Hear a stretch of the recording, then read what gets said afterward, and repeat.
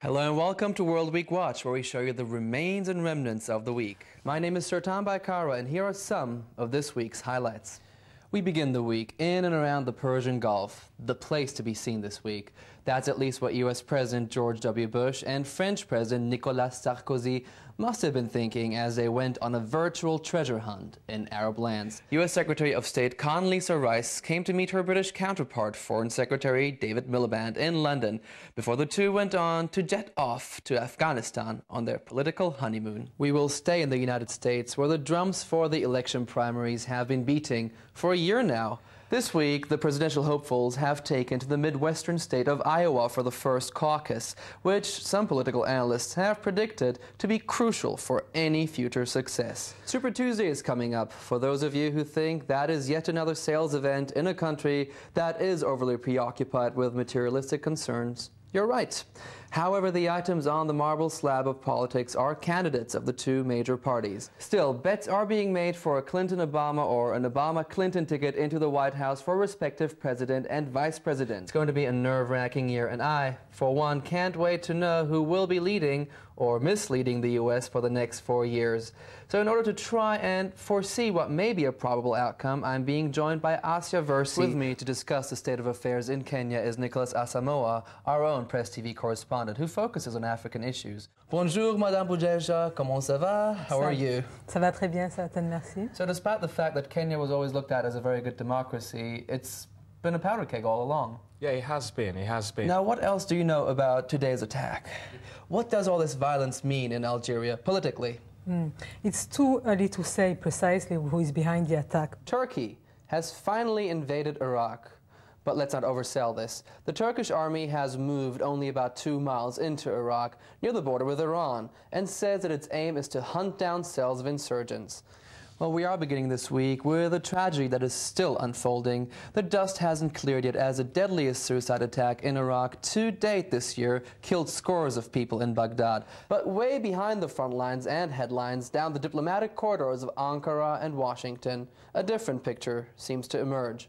Yes, the fierce, long-running debate in Turkey about allowing religious headscarves to be worn in official buildings, particularly state universities, has ended with an official compromise. This follows exactly a week after Turkey, a country with 98% of its population Muslim, decided to soften its staunch stance on secularism and allow headscarves, at least in universities. A headscarf tied under the chin would be allowed, but a more enveloping hijab or turban, as they're referred to in Turkey, would remain forbidden.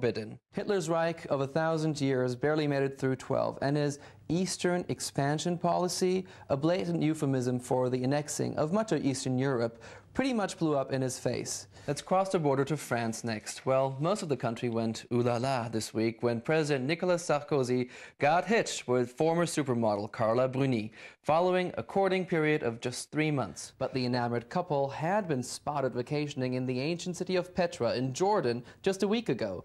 Let's take a look at their little tete-a-tete.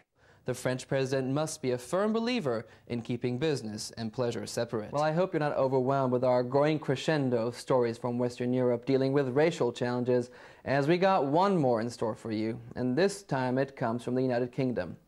At least it is in France.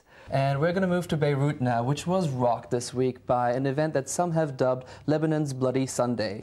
Lebanon is being torn apart by a myriad of dissenting voices from within, but above all by foreign influences that seem to be focusing on their own interests only. Well, let's go back to Lebanon's popular neighbor in the south next.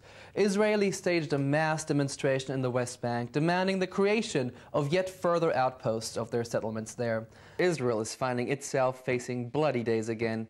Following the mass exodus of Palestinians from Gaza to Egypt during previous weeks, the most recent response to Israel's policy of hard-hitting sanctions on the autonomous region, which is controlled by Hamas, turned out to be as hard-hitting a reaction. Some Israelis demand to have more such outposts in order to further disintegrate the topography and infrastructure of the West Bank, especially after Israeli Prime Minister Ehud Olmert signaled his willingness at the recent peace talks in Annapolis, Maryland, to make a free Palestine become a reality soon. Pakistan is witnessing renewed vows of violence as elections are underway for a country that The Economist magazine calls the world's most dangerous place. Benazir Bhutto, for one, seems to be convinced the elections will be rigged.